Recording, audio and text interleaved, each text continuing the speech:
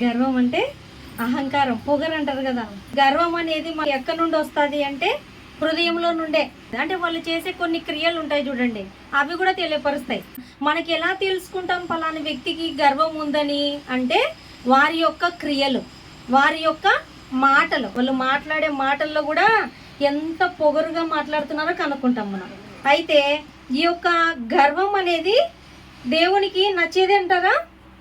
అసహించుకునేదంట. గర్విష్ఠులను దేవుడు అసహించుకుంటాడంట. ఈ గర్వము ప్రజలని మోసం చేస్తుందంట. అంటే ఎవరైతే గర్వపడతారో వారికే మోసం జరుగుతుంది. ఆ గర్వాన్ని బట్టి అందరినీ కోల్పోతారు. ఆ గర్వాన్ని బట్టి వాళ్ళకి తెలియదు అనమాట ఆ విషయం. అంటే మోసపరిచే లక్షణము ఈ గర్వానికి ఉంటుందంట. అలాగే ఈ యొక్క ఆ ఒక గర్వం ఉండే వాళ్ళకి ఏమొస్తుందంటే అవమానం వస్తుంది. ఎవరైనా చాలా మంచివాడు అంటారా గర్విష్ఠుల్ని, పొగరుండే వాళ్ళని? వాళ్ళకి ఏమనుకుంటారు? రకరకాలుగా మాట్లాడుకుంటారు వాళ్ళ గురించి. అంటే వారికి ఏమొస్తుంది? అవమానం. గర్విష్ఠులకి ఎవ్వరు కూడా విలువ ఇవ్వరు. ఎంత పొగరుగా మాట్లాడింది కాబట్టి నేను ఆమెకు అసలు విలువనే ఇవ్వను, ఆమెకి నేను భయపడేదే లేదు అని వాళ్ళకి గర్వము నుండి అవమానం వస్తుందంట. కాబట్టి ఈ గర్వం యొక్క లక్షణాలు ఎలాగుంటాయో మనము తెలుసుకుంటే ఈ యొక్క గర్వం అనేది ప్రతి మనిషిని అపవిత్రపరుస్తుందంట. అంటే దేవునికి నచ్చదు, అపవిత్ర కార్యము గర్వం అనేది. ఈ గర్వం వచ్చినందుకే సాతాను లూసిఫర్ అని చక్కగా దేవదూతల్లో ఒక దూతగా ఉండి ప్రధానమైన దూతగా ఉండవలసినటువంటి ఆ లూసిఫర్ దూత గర్వం వచ్చిందంత దానికి. అంటే ఆ ఒక దూతలన్నిటిపైన దేవుడు అధికారం ఇచ్చాడు లూసిఫర్ అనే దూతకి. అదే అనుకుంది, నాకేం తక్కువ, ఇంకా దేవునితో సమానముగా నాకు కూడా ఉన్నాయి, అన్ని కెపాసిటీ నాకుంది అని విర్రవీగిందంట, గర్వపడిందంట. అది దేవుని యొక్క సింహాసనం పైన కూర్చోవడానికి నేను కూడా అర్హుడనే అనుకుందంట సాతాను. అందుకే దాన్ని అక్కడ కొడితే వచ్చి పడింది అనమాట. దానికోసమే అగ్నిగుండము దేవుడు తయారు చేశాడు. దేవుడికి గర్వం అనేది నచ్చదు. దానికి ఎంత లిమిటేషన్లో ఇచ్చాడో అధికారం, ఆ అధికారం ఉపయోగించుకుంటే బాగుంటుంది కదమ్మా. ఏ స్థితిలో మనం కూడా అంతే. మన జీవితంలో దేవుడు ఒక్కొక్కరిని ఒక్కొక్క స్థితిలో ఉంచుతాడు. ఉన్న స్థితి కంటే ఎక్కువగా గర్వపు హృదయం కలిగి ఉన్నాం అనుకోండి, అది మనల్ని అపవిత్రపరుస్తుందంట. అంటే మనము పవిత్రంగా జీవించాలని కదా దేవుని కోరిక. అయితే ఇది గర్వం అనేది మనల్ని అపవిత్రులుగా చేస్తుంది. కాబట్టి గర్వం అనేది మనలో చోటు ఇవ్వకుండా మనము చూసుకోవాలి.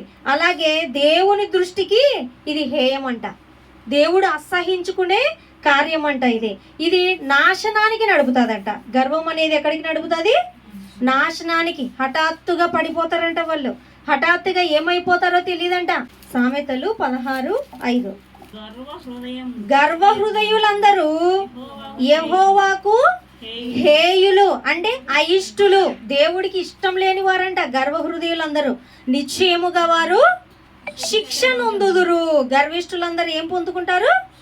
శిక్ష. కాబట్టి ఈ గర్వం మనలో చోటు ఇవ్వకుండా మనం చూసుకోవాలన్నమాట. ఇదే 16:18 వచ్చిన చూడండి ఒకసారి. నాశనమునకు ముందు గర్వము నడుచును. ఏం నడుస్తుందంట నాశనానికి ముందు? అంటే గర్వం ఉండే వాళ్ళు ఖచ్చితంగా ఏమవుతారు? నాశనం అవుతారు, అపకీర్తి పాలవుతారంట. వాళ్ళని ఎవ్వరు ఇష్టపడరు, దేవుడు కూడా ఇష్టపడడు. గర్వం ఉండేటువంటి వారిని, పొగరు హృదయం కలిగినటువంటి వారిని దేవుడు కూడా ఇష్టపడడు. దేవునికి ఏమి ఇష్టం? వినయం. యేసుక్రీస్తుల వారు కూడా ఈ లోకంలోకి వచ్చి ఎంత తగ్గించుకున్నాడు ఆయన 3 లోకాలకు చక్రవర్తి అయిన దేవుని ప్రియ కుమారుడైన ఆయన తన్ను తాను తగ్గించుకున్నాడు కాబట్టి హెచ్చించబడ్డాడంట ప్రభు. లోకం పైన అధికారం కలిగిన వాడైనప్పటికీ తగ్గించుకున్నాడు. మనకు మాత్రం కొద్దిగా ఉంటే చాలు. కొద్దిగా ఉన్నప్పటికీ మనం ఏం చేస్తాం? గర్వ హృదయులమై అయిపోతుంటామంట. కాబట్టి ఈ యొక్క గర్వం మనకు ఎవరికైతే ఉంటుందో అప్పుడు మనము నాశనానికి దగ్గరలో ఉన్నామని మనమందరం కూడా గుర్తించుకోవాలి. ఇది గర్వం యొక్క లక్షణాలు. ఎలాగున్నప్పుడు గర్వం వస్తుందో ఒకసారి చూద్దాం. లూకా సువార్త 18:11. దేవా, నేను చోరులను, అన్యాయస్తులను, వ్యభిచారులనైనా, ఇతర మనుష్యుల వలెనైనను, ఈ సుంకరి వలెనైనను ఉండనందుకు నీకు కృతజ్ఞతాస్తుతులు చెల్లించుచున్నాను అంటారు. ఇక్కడ పరిసయుడు అంటే దేవుని యొక్క విషయాలన్నీ ధర్మశాస్త్రం అంతా తెలిసిన వ్యక్తే. ఈయనకి గర్వ హృదయం ఉందంట. అయితే ఈయన దేవాలయంలోకి వచ్చి ఏమంటున్నాడంట, దేవా నేను చోరుల వలనైనను అన్యాయస్తుల వలనైనను వ్యభిచార వలన అయినను వాళ్ళలాగా నేను లేను అంటే ఏమంటున్నాడంటే, నేను వాళ్ళకంటే మేలు, నేను ఈమె కంటే మేలు, నేను అతని కంటే మేలు అంటున్నాడు అనమాట. తనను తాను ఇతరుల కంటే ఏం చేసుకుంటున్నాడు, గర్వించుకుంటున్నాడు, పొగరుగా మాట్లాడుతున్నాడు. నేను వారి వలె లేను, నేను వీరి వలె లేను, నేను ఎటువంటి వాడిని అనుకున్నావని దేవుని ఎదుట వినయ హృదయుడై లేడు, తగ్గింపు హృదయం కలిగి లేడంట. ఈయన గర్వ హృదయం కలిగి ఇతర మనుషుల వలైనను ఈ సుంకరి వలైనను ఉండనందుకు నీకు కృతజ్ఞతాస్తుతులు చెల్లించున్నాను. ఆయన స్థితి ఏందో ఆయన చెప్పుకోకున్నాడు. అంటే అందరినీ తగ్గించి ఈయన ఏం చేసుకుంటున్నాడు, హెచ్చించుకుంటున్నాడంట. నేను ఆమెలాగా ఉండను తెలుసా, నేను ఎంత పర్ఫెక్టో తెలుసా, వారానికి 2 రోజులు ఉపవాసం ఉంటా, నేను దశంభాగం ఇస్తా, నేను ఎంత గ్రేట్ అని దేవుని దగ్గర తనకున్న పొగరు చూపిస్తున్నాడు అనమాట. తగ్గింపు లేడు. పరిసయుడు అనేటువంటి వ్యక్తి దేవునికి ఏమిస్తున్నాడో కూడా చెప్పుకుంటున్నాడు అనమాట. సుంకరి దూరముగా నిలుచున్నాడంట. అంటే నేను దేవాలయంలోకి వెళ్ళడానికి కూడా అర్హుణ్ణి కాదు అని తన్ను తాను తగ్గించుకుంటూ సుంకరి దూరంగా నిలుచుండి ఆకాశం వైపు కన్నులెత్తుటకైనను ధైర్యము చాలక రొమ్ము కొట్టుకొనుచు, దేవా పాపినైన నన్ను కరుణించుమని పలికెను. చూసారా, దీన హృదయంతో చెప్తున్నాడు ఈయన. నేను పాపిని అని ఒప్పుకుంటున్నాడు. నేను వాళ్ళలాగలేను వీళ్ళలాగలేను అంటున్నాడు పరిసయుడు. నేను అది చేసినా నీకు ఇది చేసినా నీకు అంటున్నాడు పరిసయుడు. కానీ దేవునికి ఏమిష్టం, తగ్గింపు హృదయం ఇష్టం. దేవా నేను నీ సైడ్ చూడ్డానికి కూడా నాకు ధైర్యం చాలట్లేదని ఆయన ఇలా ఆకాశం వైపు కన్నులు ఎత్తడానికి కూడా దేవుడు ఉన్నాడు కదా పైన అని ఆయన చూడ్డానికి కూడా భయపడుతున్నాడంట. నేను పాపిని అని రొమ్ము కొట్టుకొనొచ్చు. ఏమనుంది ఇక్కడ, అతనికంటే ఇక్కడ ఏమంటున్నారంటే ఈ ఇద్దరిలో ఎవరు మేలో చెప్తున్నాడు యేసుక్రీస్తుల వారు. ఈ ఇద్దరిలో ఎవరు నాకు నచ్చారో తెలుసా అని చెబుతూ అతనికంటే ఇతడు నీతిమంతుడుగా తీర్చబడి తన ఇంటికి వెళ్ళనని మీతో చెప్పుచున్నానని యేసుక్రీస్తుల వారు అంటున్నారు. ఇప్పుడు దాన్ని మనం మాట్లాడుకున్నాం కదా, గర్వము ఏం చేస్తాదంట, మనిషిని అపవిత్రులుగా చేస్తాడంట. యేసుక్రీస్తుల వారు అంటున్నారు ఆయనను చూసి, ఇతని కంటే అతడు నీతిమంతుడు కాదు. ఎవరైతే తగ్గించుకుంటున్నాడో దేవుని సన్నిధిలో వాళ్ళే నీతిమంతుడు. గర్వ హృదయం కలిగిన వారు అనీతిమంతుడని ప్రభు ఇక్కడ తెలియపరుస్తున్నారు. అంటే స్వనీతి కొరకు మనము ప్రయత్నించినప్పుడు కూడా మనలో గర్వం వస్తుందంట. మాటి మాటికి వాళ్ళను వాళ్ళు మెచ్చుకునేటట్లు ఉంటారు, గర్వంగా మాట్లాడతారు. మీలాగా కాదు మేము, మీకు తెలుసా నేను చాలా గ్రేట్ అన్నట్లు గర్వంగా మాట్లాడుకుంటారంట. స్వనీతి కొరకు ప్రయత్నిస్తారంట. వాళ్ళు ఎలాగా, అన్ని చెడ్డ హృదయాలే ఉంటాయి. ఒక మనిషికి ఎవరికైనా చెడ్డ వాళ్ళకి అన్ని చెడ్డ హృదయాలున్నా వాళ్ళు ఎలా ట్రై చేస్తారో తెలుసా. నేను ఎంత మంచోన్నో తెలుసా, మొన్న పలానోళ్ళకి పేదలకి సాయం చేసిన, నీకు తెలుసా. నేను చర్చిలో ఒక పేదరాలు ఉంటే ఆమెకి ఏమో సాయం కావాలని ఉంటే నేను ఒక 50 రూపాయలు సహాయం చేసిన, తెలుసా నీకు, తెలుసా. స్వనీతి అంటే తన నీతిని తానే చెప్పుకోవాలనుకుంటాడంట. నా గురించి నీకు తెలుసా, తెలియదు కదా నీకు అని వాళ్ళ స్వనీతి గురించి చెప్పుకోవాలనుకుంటా. గర్వం వస్తుందంట అలా చెప్పుకోవడం వల్ల.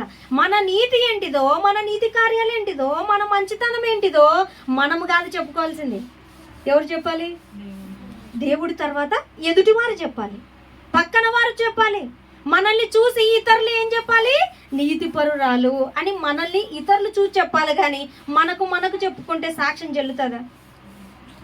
ఒక దొంగవాడు దొంగతనం చేసి వచ్చి ఎవరినైనా చంపొచ్చి స్టేషన్లోకి వచ్చిన తర్వాత జడ్జి ముందర నేను ఎవరిని చంపలేదు, నేను ఎవరిని దొంగిలించలేదంటే అతని సాక్ష్యం అతనికి చెల్లుతుందా. అతని గురించి అతడు అబద్ధం చెప్పుకోవచ్చు కదా, ఎవరు నమ్ముతారు, అంతే కదా. ఏ మనిషి గురించి ఆ మనిషి సాక్ష్యం చెల్లదు.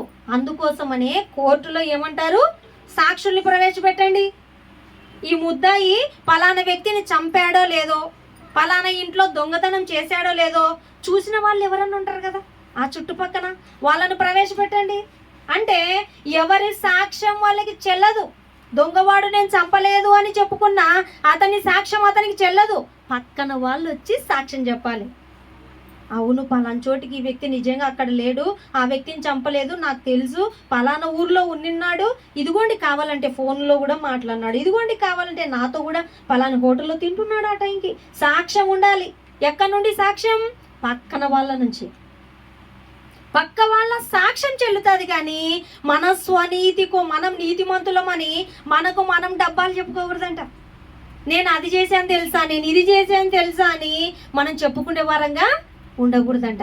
అప్పుడు మనలో గర్వం వచ్చినట్లు లెక్క అన్నమాట. ప్రేమ లేని జ్ఞానం వలన కూడా మనకు గర్వం వస్తుందంట. ప్రేమ లేని జ్ఞానం ఉండొచ్చు, కానీ ప్రేమ లేని జ్ఞానం ఏం చేసుకోనిక?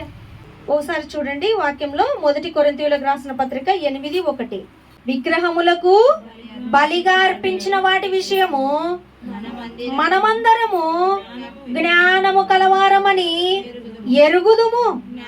జ్ఞానము ఉప్పొంగ చేయును, కానీ ప్రేమ క్షేమాభివృద్ధి కలగజేయును.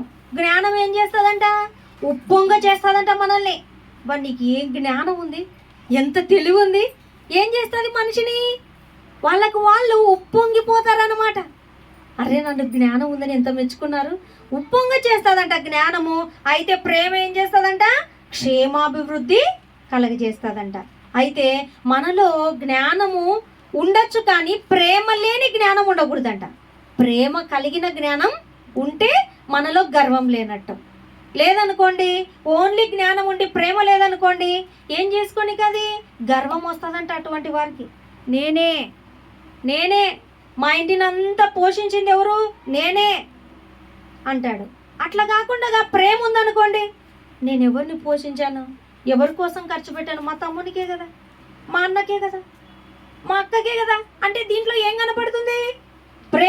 ప్రేమ లేకుండా వాళ్ళు పెడుతున్నారు అనుకోండి ఖర్చు. ఒక అక్క చెల్లెల మధ్యలోనైనా ప్రేమ లేకుండా పెడితే ఏమంటారు వాళ్ళు? నేను ఆ సమయం అందు బాగలేకుంటే హాస్పిటల్లో ఉండి చూసుకుంది నేను. అన్న చెల్లెలు అక్క తమ్ముళ్ళ మధ్యలో కూడా అనుకుంటున్నారు ఇవి. నేను తెలుసా, ఆ రోజు నేను గన లేకుంటేరా నువ్వు ఏమైపోతుంటావు, ఆ రోజు నేనున్నాను కాబట్టి. ఇది ఎప్పుడంటే ఆ గర్వం ఎట్లొచ్చింది? ప్రేమ లేకపోవడం వల్ల. ప్రేమ అంటే ఎవరిని చేసినాను రా నేను, వాళ్ళే అన్నా కూడా నిజంగా అన్నయ్య నువ్వు ఆ రోజు నువ్వు గన చేయకోకుంటే నాకు నిజంగా ఏమైపోతుంటునో, నాకు ఆ పరిస్థితులు ఎలాగుండినాయి, ఎంత కష్టమైన పరిస్థితుల్లో నువ్వు వచ్చి ఎంత హెల్ప్ చేసినావు అని వాళ్ళే అంటున్నా. ఏమంటారు? ప్రేమ ఉంటే. గర్వమే లేకుంటే ఏమంటారు? బాబాల గుర్తించినవరా, కరెక్ట్ రా అనరు.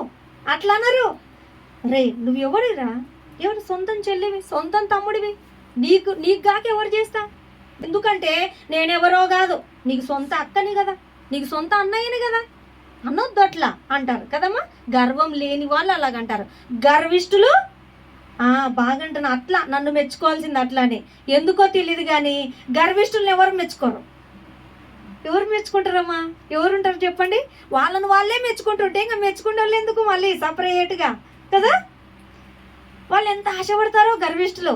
నన్ను అక్కడ పెట్టాలా, మీరందరూ కూర్చొని నన్ను ఎక్కడ పెట్టాలా, అక్కడ అనాలా. అబ్బాబ్బాబ్బా మీరు లేకుంటేనా అని అది కోరుకుంటారు గర్విష్ఠులు. గర్వం లేని వాళ్ళు కోరుకోరు, అది ఆశపడరు. దేవుని నుండి మాత్రమే మెప్పు పొందుకుంటారంట దేవుని పిల్లలు. మనుషుల నుండి మెప్పు పొందుకోరంట. కానీ మనుషుల నుండి మెప్పు కోరుకుంటారంటే వాళ్ళలో కన్ఫామ్గా ఏముంది? గర్వం ఉంది అని మనం తెలుసుకోవచ్చు అనమాట. అలాగే ఒకసారి 1 తిమోతి 3:6 తీయండి. గర్వాంధుడై అపవాదికి కలిగిన శిక్షావిధికి లోబడకుండునట్లు క్రొత్తగా చేరిన వాడై ఉండకూడదు. ఇక్కడ అనుభవం లేకుండా అధికారము కలిగినప్పుడు కూడా గర్వం వస్తుందంట. ఏమనుంది ఇక్కడ? గర్వాంధుడై అపవాదికి కలిగిన శిక్షావిధికి లోబడకుండానట్లు క్రొత్తగా చేరిన వాడై ఉండకూడదు.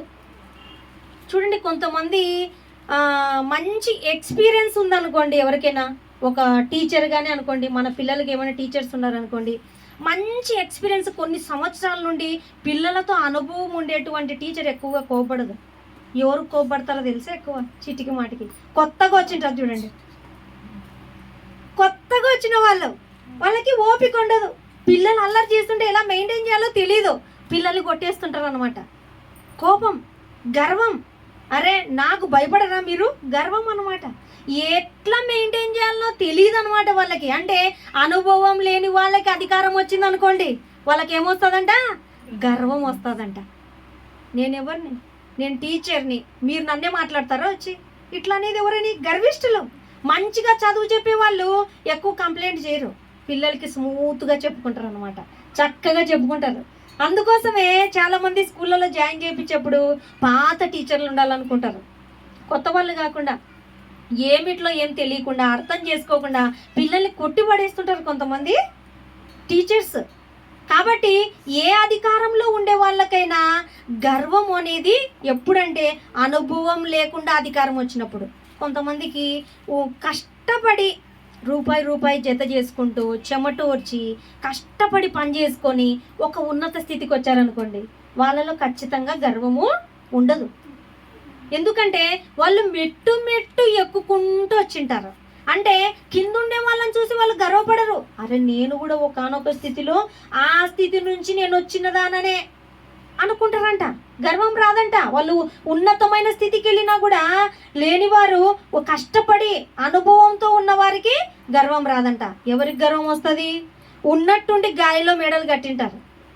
అంటే వాళ్ళకి లాటరీ తగిలో, ఎక్కడన్నా వాళ్ళకి లంకె బిందెలు దొరికో, ఉన్నట్టుండి బిల్డింగ్ కట్టి కార్లు వచ్చి అన్నీ వచ్చాయనుకోండి, ఇంకా వాళ్ళని పట్టుకోలేరు. ఎప్పటి నుంచి ఏముండదు, దొరికింటుంది అనుకోండి, బాగా దొరికింటే వాళ్ళు అనుభవించే లగ్జరీలో ఎవరిని లెక్క చేయరు. నువ్వెంతరా నా ముందర, నాకెంత ఉంది తెలుసా, నాకు ఎన్ని కోట్లు ఉన్నాయి తెలుసా వెనకాల, అట్లా అనేది ఎవరంటే వాళ్ళకి అనుభవం లేదు, కష్టపడే అనుభవం లేదు, ఫ్రీగా వాళ్ళకు వచ్చేసింటుంది అనమాట ధనం. ఏ అనుభవం లేకుండా ఊరికేనే వచ్చింటుంది. అటువంటి సొమ్మును అనుభవిస్తున్న వారికంట గర్వం వస్తుందంట. కష్టపడి పని చేసుకునే వాళ్ళకి గర్వం రాదంట. ఎప్పటికీ వాళ్ళు తగ్గింపు హృదయమే కలిగి ఉంటారు, అందరినీ ప్రేమతో పలకరిస్తారు, ఎవరి పట్ల గర్వంగా ప్రవర్తించరు. ఉన్నట్టుండి ఒక స్థితికి వెళ్ళినటువంటి వారికి అనుభవం లేదు గనక, కష్టపడే హృదయం లేదు గనక వాళ్ళకి కష్టపడే వాళ్ళంటే చులకన, పేదలంటే వాళ్ళు అంత తక్కువగా చూస్తారనమాట. అటువంటి గర్వం అనేది ఎప్పుడు వస్తుంది అంటే అనుభవం లేని వారికి వస్తుందంట. అలాగే శరీర బలము చేత కూడా గర్వం వస్తుందంట. చూడండి లేవీలోకి రాసిన పత్రిక 26:19, మీ బల గర్వమును భంగపరచి ఆకాశము ఇనుము వలెను భూమి ఇత్తడి వలెను ఉండ చేసేదను. ఇక్కడ బలాన్ని బట్టి గర్వం వచ్చిందంట. అందుకని దేవుడు అంటున్నాడు, ఆకాశం ఇనుము వలెను భూమి ఇత్తడి వలెను ఉండ చేసేదను. మనకు శరీర బలం ఉందని గర్వపడతారంట కొంతమంది. చూసావన్నా కండలు ఎట్లున్నాయో, చూసావన్నా ఎంత హైట్ ఉన్నానో, 6 అడుగులు. నా ముందర నువ్వు ఎట్లున్నావు తెలుసా, ఏనుగు ముందర ఎలక పిల్ల ఉన్నట్టుగా ఉన్నావు. నాక బలం ముందర, నా శరీర సత్తువు ముందర నువ్వు ఏమైపుతావురా, నేను పట్టుకుంటే ఇడిపించుకోలేవురా, ఉంటుందంట గర్వం. శరీర బలం ఉన్నటువంటి వారికి కూడా గర్వం ఉంటుందంట. అలాగే ధన బలం ఉన్న వారికి గర్వం ఉంటుందంట. ఇప్పుడు వరకు మనము ఆలోచించిన విధంగా స్వనీతి కొరకు మాట్లాడేవారు, ప్రయత్నించేవారు గర్విష్ఠులు అవుతారంట. అంటే వాళ్ళ సొంత డబ్బాలు వాళ్ళు చెప్పుకోవడం, వాళ్ళ గొప్పతనం గురించి వాళ్ళు మంచోళ్ళని చెప్పాలనుకుంటే వాళ్ళకి ఏముంటుంది, గర్వం ఉంటుందంట. అలాగే ప్రేమ లేని జ్ఞానం వలన కూడా గర్వం వస్తుందంట. అంటే ప్రేమ ఉంటే ఏం చేస్తుంది, ప్రేమ ఉంటే గర్వం పెట్టుకోరనమాట, ప్రేమతో చేస్తారు. అది ఒకటైతే, మరొకటి అనుభవం లేకుండా అధికారం లేకొచ్చారనుకోండి, వాళ్ళకు కూడా గర్వం వస్తుందంట. శరీర బలము చేత అటువంటి వారు కూడా గర్వపడతారంట. ధన బలం ఉన్న అటువంటి వారు కూడా గర్వపడతారంట. ఇప్పుడు వీటన్నిటిలో మనకి ఏమున్నా కూడా మనలో గర్వానికి చోటు ఇవ్వకూడదు. శరీర బలం ఉన్నా, ధన బలం ఉన్నా, మనల్ని దేవుడు ఉన్నపాటుగా ఒక అధికారంలో ఉంచినా మనకేం రాకూడదంట, గర్వానికి చోటు ఇవ్వకూడదు. ఎందుకంటే గర్విష్ఠులు అంటే దేవుడు అసహించుకుంటాడంట. ఆయన అసహించుకునే విధానంలో మనము ఉండకూడదని దేవుడి సమయం ముందు మనందరికీ హెచ్చరిక చేస్తున్నాడు. ఈ విధంగా ఉండే సాతాను కూడా పడిపోయిందని చెప్పినాను కదా, దేవుని ఎదుట గర్వించుకుందంట. 1 తిమోతి 3:6 చూడండి, అతడు గర్వాంధుడై అపవాదికి కలిగిన శిక్షావిధి. అంటే అపవాది గర్వాంధుడైనందుకు దానికి శిక్షావిధి వచ్చిందంట. అగ్నిగుండం తయారు చేయబడిందంట దేవుని నుండి. లేకుంటే దానికి అగ్నిగుండం ఉండేది కాదు, వేదన ఉండేదే కాదు. అది గర్వం తెచ్చుకున్నందుకే అది శిక్షావిధికి గురైంది. కాబట్టి ఆ గర్వము అపవాదికి ఉండే ఆ గర్వం మనలో ఉంటే మనం కూడా శిక్షావిధికి కారకులు అవుతామంట. అది ఉండే ఆ ఒక అగ్నిగుండానికి మనం కూడా వెళ్ళాల్సి వస్తుందంట. దానికోసం ఏర్పాటు చేసినటువంటి ఆ ఒక్క నరకలోకానికి గర్వాంధులందరూ వెళ్ళాల్సి వస్తుందంట. అందుకే మనం వెళ్ళడం దేవునికి ఇష్టం లేదు. కాబట్టి ఈ సమయం ముందు దేవుడు కోరుకుంటున్నటువంటి విషయం ఏమిటంటే, మీలో గర్వం ఇంత ఉన్నా కూడా గర్వాన్ని తగ్గించుకోవాలి, తొలగించుకోవాలి. ఏ దాన్ని బట్టి కూడా మనము గర్వించకూడదని దేవుడు కోరుకుంటున్నాడు. అలాగే నెబుకద్నెజరు కూడా గర్వించాడంట. చూడండి దానియేలు గ్రంథంలో 4:30. రాజు బబులోనును ఈ మహా విశాల పట్టణము నా బలాధికారమును నా ప్రభావ ఘనతను కనపరుచుటకై నా రాజధాని నగరముగా నేను కట్టించినది కాదా? ఇలాగ అనుకున్నాడంట. బబులోను ఏమనుకున్నాడంట నెబుకద్నెజరు, ఈ మహావిశాల పట్టణము నా బలాధికారము నా ప్రభావ ఘనతను కనపరచుటకై నా రాజధాని నగరముగా నేను కట్టించింది కాదా అని గర్వించాడంట. ఆయన యొక్క గర్వం అనేది ఆయన పడద్రోసేటట్లుగా చేయబడింది. ఈ యొక్క నెబుకద్నెజరుకి దేవుడంటే భయం లేకుండా ఇష్టానుసారంగా మాట్లాడినందుకే ఏం జరిగిందో తెలుసా? కిందికి అలాగే చదివితే, రాజు నోట ఈ మాట ఉండగా ఆకాశము నుండి ఒక శబ్దం వచ్చిందంట. ఈ విధంగా తనలో తాను గర్వపడుతుంటే ఆకాశం నుండి ఒక శబ్దం వచ్చిందంట. ఏమని? రాజుగా ఏదనగా, రాజకు నెబుకద్నెజరు, ఇదే నీకు ప్రకటన. దేవుడు చెప్తున్నాడు, గర్వం వచ్చినప్పుడు ఇదే నీకు ప్రకటన, నీ రాజ్యము నీ యొద్ద నుండి తొలగిపోయెను. తమ యొద్ద నుండి మనుషులు నిన్ను తరిమెదరు. నీవు అడవి జంతువుల మధ్య నివాసము చేయుచు పశువుల వలె, చూసారా, పశువుల వలె గడ్డి మేస్తావు అన్నాడు నెబుకద్నెజరుకి. ఆయన అంటున్నాడు, ఈ మహానగరము ఈ పట్టణము నా బలాధికారం బట్టి కాదా, నేను కాదా కట్టించిందంటే దేవుని యొక్క మాట వినబడిందంట ఈయనకి. నువ్వు ఇంత గర్వపడుతున్నావు కదా, ఇప్పుడు ఈ రాజ్యము ఇంకొకరి చేతిలోకి అప్పగిస్తాను. అయితే నువ్వేం చేయబడతావో తెలుసా? మనుషులు నిన్ను తరిమేస్తారు. నీవు అడవి జంతువుల మధ్య నివాసం చేసు పశువుల వలె గడ్డి మేస్తావు. అంటే నీ గర్వాన్ని అణిచేస్తా అంటున్నాడు దేవుడు. గర్వం ఎవరికైనా ఉంటే దేవుడికి అస్సలు నచ్చదు. సాతానికి ఎప్పుడైతే గర్వం వచ్చిందో కొట్టింటే అది వచ్చి ఆ పాతాళ లోకంలో పడిపోయింది. అంత ఇష్టం ఉండదు దేవునికి. ఎందుకంటే ఆయన లేకుండా ఏ జీవి లేదమ్మా. ఏమైనా గర్వపడితే ఆయన ఎందుకు గర్వపడాలంట? దేవుని ఎందు. అటువంటిది నేను, నాది, ఇదంతా నాదే. భూమి పరిపూర్ణతయు అంతా కూడా ఎవరిది? దేవునిదంట. భూమి అంతా దేవుని పెట్టుకొని ఇది నాది, ఇది నా వలన వచ్చింది, నా కష్టం వలన అంటారు. దేవుని పైన ఒక్కటి కూడా పెట్టరనమాట. దేవుడు ఇంతగా పోషిస్తూ సంరక్షిస్తూ కాపాడుతుంటే సర్వమానవాళికి దేవుడు అంటే లెక్క లేకుండా గర్విష్ఠులైతే దేవుడికి నచ్చదంట. ఉన్నదంతా తీసేస్తాడంట. అంత గొప్ప రాజుని అడవిలో పశువులు ఎలాగైతే మేత మేస్తాయో అలాగా మేత వేసేటట్లుగా చేశాడు ఆ రాజుని. మనం ఒక లెక్క ఆ రాజు కంటే ఉన్న వాళ్ళమా చెప్పండి? ఒకవేళ మనలో ఏ చిన్న కోశాన ఉన్నప్పటికీ ఆ గర్వాన్ని మనం ఒకవేళ ఉంటే మనలో తొలగించుకోవాలనే దేవుడి సమయం ముందు వాక్యం ద్వారా మనందరికీ హెచ్చరిక చేస్తున్నాడు. ఎవరికి గర్వం ఉంటే వారిని అణిచేస్తాడు దేవుడు. నచ్చదు దేవునికి. అలాగే హేరోదు కూడా ఏం చేస్తాడో చూడండి ఒకసారి. అపోస్తల కార్యాలు 12:15. నియమింపబడిన దినమందు హేరోదు రాజవస్త్రములు ధరించుకొని న్యాయపీఠం మీద కూర్చుండి వారి ఎదుట ఉపన్యాసం చేయగా జనులు ఇది దైవ స్వరమే కాని మానవ స్వరము కాదని కేకలు వేస్తారంట. అక్కడ జరిగిన విషయం ఏంటిదంటే ఆయన దేవుని గురించి ఆయన ఏం చేస్తున్నాడంట, హేరోదు రాజవస్త్రములు ధరించుకొని ఏం చేస్తున్నాడు, న్యాయపీఠం మీద కూర్చుండి వారి ఎదుట ఉపన్యాసం చేస్తున్నాడంట. చెప్తున్నప్పుడు జనులు అన్నారంట, ఇది దైవ స్వరమే గాని మానవ స్వరము కాదు అన్నటువంటి, అంటే ప్రజలు అలా గుర్తిస్తున్నారంటే ఆయన ఎలాగూ అక్కడ గర్వంగా చెప్పాడు, దేవుడిలాగా ఉండి చెప్పాడు ఆయన. అందుకు కింద ఏం జరిగిందో చూడండి, అంతటా అతడు దేవుని మయపరచనందున వెంటనే ప్రభుదూత అతని మొత్తెను గనుక పురుగులు పడి ప్రాణం విడిచాడంట. దేవుడు ఇలా బ్రతకమంటున్నాడమ్మా, ఇలా ఉండమంటున్నాడు అని దేవుడు చెప్పింది నేను మీకు చెప్పాలా.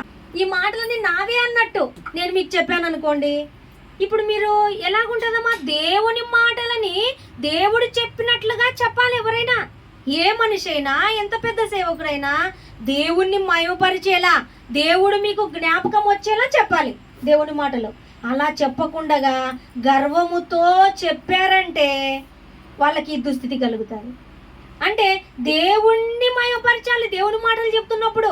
మనల్ని మనం కాదు, మనల్ని మనం గొప్ప చేసుకోకూడదంట. ఇక్కడ రాజు మనుషులు ఎలా గుర్తించారంట, అబ్బా ఇది దైవ స్వరమే, దేవుడే మాట్లాడుతున్నట్టుంది, మానవ స్వరం కాదంటే ఆయన ఎలా చెప్పాడో మనం అర్థం చేసుకోవాలి. ఇంకా దైవములాగా ఆయనను చూస్తున్నప్పుడు ఆయన ఎటువంటి హృదయముతో చెప్తున్నాడో దేవుడు గమనించి అక్కడ మొత్తాడంట. చూసండి, ప్రభు దూత అతని మొత్తెను పురుగులు పడి ప్రాణం విడిచాను. అంటే దేవునికి ఏం నచ్చదు, గర్వము, వినయము, విధేయత, తగ్గింపు హృదయము దేవునికి ఇష్టం. కానీ ఈ విధంగా గర్వముతో నేనే ఈ మాటలు మీకు చెప్తున్నా అన్నట్లుగా ఉండకూడదంట. దైవ స్వరమే అని దేవుడు చెప్తున్న మాటలు దేవుడే చెప్తున్నట్లుగా చెప్పాలి. ఇలా గర్వించి ప్రాణం కోల్పోయిన వారు ఎందరో ఉన్నారు, గర్వం తెచ్చుకొని నాశనానికి గురైన వారు ఎందరో ఉన్నారు. అందుకే అటువంటి వారిని మనము దృష్టిలో పెట్టుకొని జ్ఞాపకం ఉంచుకొని గర్వం లేకుండా జీవించాలంట. గర్విష్ఠులకు కలిగే శిక్ష కూడా ఎలాగుంటుందంటే వాళ్ళు అణిచివేయబడతారంట. అంతేకాకుండా గర్విష్ఠులు తగ్గించబడతారంట. అంతే కదా, తన్ను తాను హెచ్చించుకొని వాడు ఏమవుతాడు, తగ్గించబడతాడు. తన్ను తాను తగ్గించుకొని వాడు హెచ్చించబడతాడు. అంతే, దేవుని మాటకు తిరుగులేదు, ఎప్పటికీ తిరుగులేదు దేవుని మాటకి. దేవుడు చెప్పింది అక్షరాల సత్యం, అది పాటించాలి మనం. ఎవరైతే గర్విష్ఠులు తమను తాము హెచ్చించుకుంటారో వాళ్ళు తగ్గించబడతారంట, అణిచివేయబడతారంట, వాళ్ళు అనగద్రొక్కబడతారంట అందరి చేతిలో. చెల్లెళ్ళు కాబట్టి ఓర్చుకుంటున్నా నేను, పక్కన వాళ్ళని ఇట్లే మాట్లాడావు కొట్టి పంపిస్తారు నిన్ను అంటారు కదా. అంటే అనగద్రొక్కబడతారంట వాళ్ళు. ఇంట్లో వాళ్ళు భరిస్తారు, ఎంత గర్వం ఉన్నా. బయట వాళ్ళు భరిస్తారా? అది ఇది అని మాట్లాడితే బయట వాళ్ళు ఎందుకు భరిస్తారు గర్వంగా? అందుకోసమని వాళ్ళు అనగద్రొక్కబడతారంట. అంతేకాకుండా దేవుడు అహంకారులను ఎదిరిస్తాడంట, వారు నశింప చేయబడతారంట గర్విష్ఠులందరూ కూడా. ఓసారి వాక్యంలో చూడండి, యాకోబు 4:6 కాదు గాని ఆయన ఎక్కువ కృపనిచ్చును, అందుచేత దేవుడు అహంకారులను ఎదిరించి దీనులకు కృప అనుగ్రహించును. చూసారా, ఏం చేస్తాడంట దేవుడు? అహంకారులను ఎదిరిస్తాడంట, ఎదురాడతాడంట. ఒక మనిషి ఇంకొక మనిషిని ఎదురాడగలరు కదమ్మా. ఒకవేళ బలం ఎక్కువ ఉందనుకోండి, బలహీనతంగా ఉండేవాళ్ళు వాళ్ళు ఓడిపోతారు. అయితే ఇక్కడ ఎదురాడేది ఎవరో తెలుసా? దేవుడు. ఇంకెవరు ఎదురాడి గెలవగలరు చెప్పండి? అహంకారులను దేవుడే ఎదిరిస్తాడంట, ఎదురాడి గెలుస్తాడు దేవుడే. ఇంకా వాళ్ళకి ఏది కూడా నిలబెట్టుకోలేరు అనమాట అహంకారులు. దేవుడు ఎదిరిస్తే వాళ్ళు తట్టుకోలేరు, పడిపోవాల్సిందే. ఇంకా దేవుడి చేత పోరాడి గెలుస్తారా ఎవరైనా? గెలవలేరు కదా. అలాగా అహంకారులను దేవుడు ఎదిరిస్తాడంట, దీనులకు ఏం చేస్తాడంట? కృప, కృప, జాలి, కనికరం ఇస్తాడంట.